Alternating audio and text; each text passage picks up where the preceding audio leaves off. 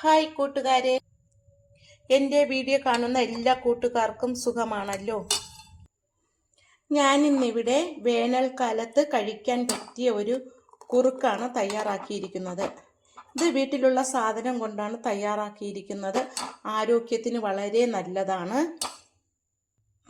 ശരീരം തണുക്കാനും ശരീരബലത്തിനും പേശികളുടെ ബലത്തിനും ഇത് വളരെ നല്ലതാണ്. ഇത് ഒരു ഗ്ലാസ് ദിവസവും കഴിച്ചു കഴിഞ്ഞാൽ നല്ല ഉന്മേഷവും ക്ഷീണവും ഒക്കെ മാറിക്കിട്ടും. വളരെ എളുപ്പത്തിൽ തന്നെ നമുക്കിത് തയ്യാറാക്കാൻ പറ്റും. നമുക്ക് വീഡിയോയിലേക്ക് കടക്കാം. മലതാങ്ങി ഇല കൊണ്ട് കുറുക്കുണ്ടാക്കാനായിട്ട് കുറേ മലതാങ്ങി ഇല കഴുകി വൃത്തിയാക്കി എടുത്തതാണ്.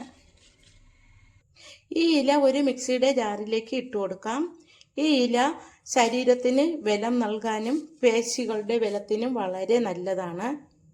ഇതിലേക്ക് നമുക്ക് 2 സ്പൂൺ കൂരവ് പൊടിച്ചത് ഇട്ട് കൊടുക്കാം. ഇതിലേക്ക് അരയാൻ പാകത്തിന് വെള്ളം ഒഴിച്ചിട്ട് നന്നായിട്ട് അരച്ചെടുക്കാം. നന്നായിട്ട് അരച്ചെടുത്തു. ഇത് നമുക്ക് കുറുക്കാനുള്ള പാത്രത്തിലേക്ക് ഒഴിച്ചു കൊടുക്കാം. ഇനി നമുക്കിതിലേക്ക് തേങ്ങാപ്പാൽ പിഴിഞ്ഞത് കൂടി ഒഴിച്ചു കൊടുക്കാം.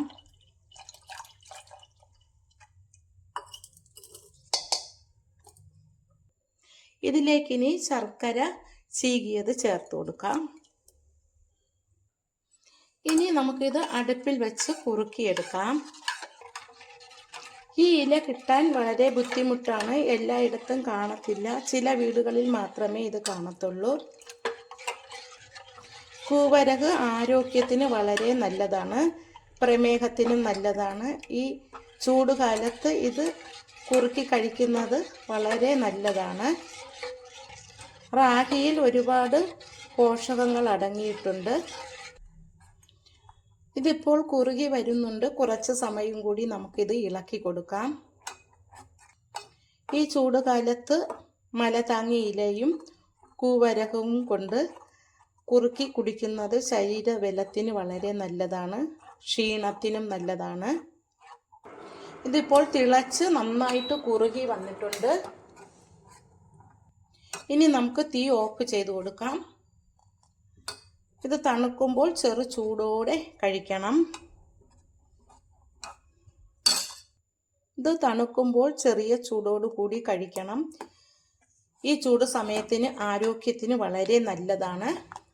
തേങ്ങാപ്പാൽ ചേർത്താണ് ഇത് കുറുക്കി കഴിക്കാനുള്ളത്. ഞാൻ തയ്യാറാക്കിയ ഈ കുറുക്ക് ഇഷ്ടമായെങ്കിൽ എല്ലാവരും എൻ്റെ ചാനൽ സബ്സ്ക്രൈബ് ചെയ്യണം, സപ്പോർട്ട് ചെയ്യണം. Thank you.